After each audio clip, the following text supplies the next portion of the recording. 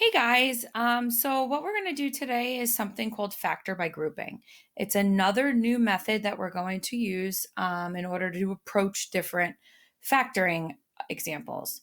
But before we can do that, I just want to remind you that you definitely still need to keep going over all the old factoring methods so you can start differentiating between them all.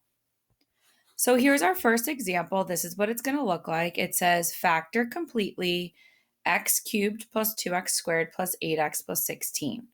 So your first thing you're going to test out is make sure, is there a GCF in common between all four terms?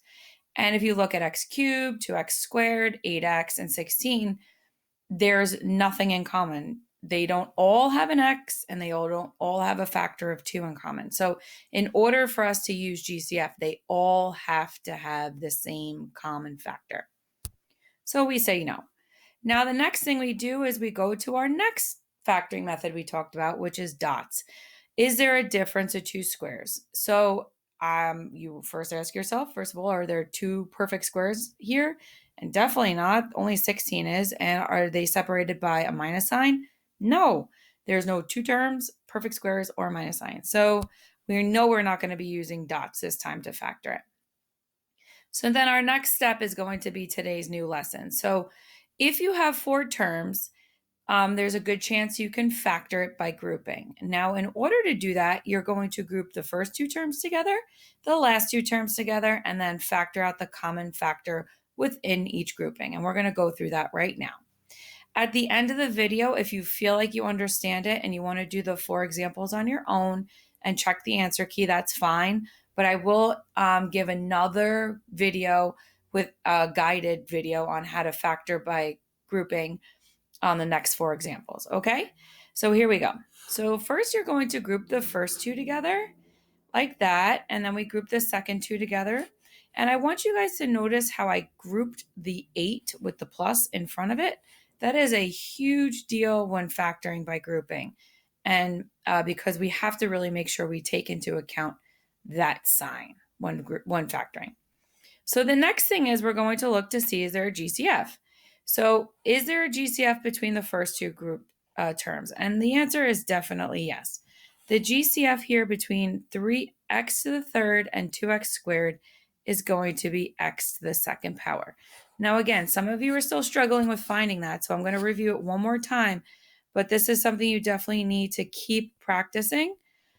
X cubed is really made up of three x's, which is x times x times x, where x squared is made up of 2, which is x times x.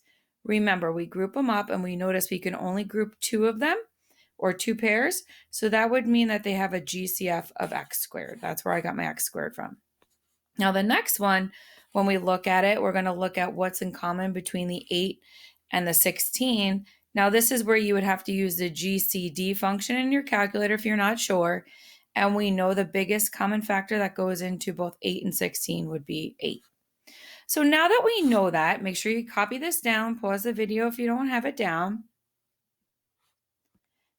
We are going to factor out the GCF from each of those terms in each of the groupings. So remember, to factor it out, that just means you're going to divide out the common factor.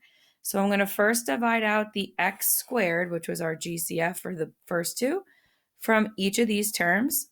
And we're just doing two little GCF factoring problems here. So we bring the GCF outside a set of parentheses, and then we divide out these two terms. What's x cubed divided by x squared? We get x. And then we divide these two. What's 2x squared divided by 2x? And we get 2.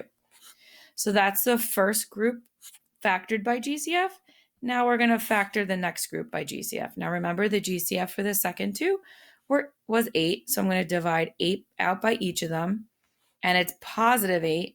So I'm going to bring it down with a plus sign. This is a really important detail too. You need that sign there. And then we're going to say, what's 8x divided by 8? You should be left with x. What's 16 divided by 8? You should be left with positive 2.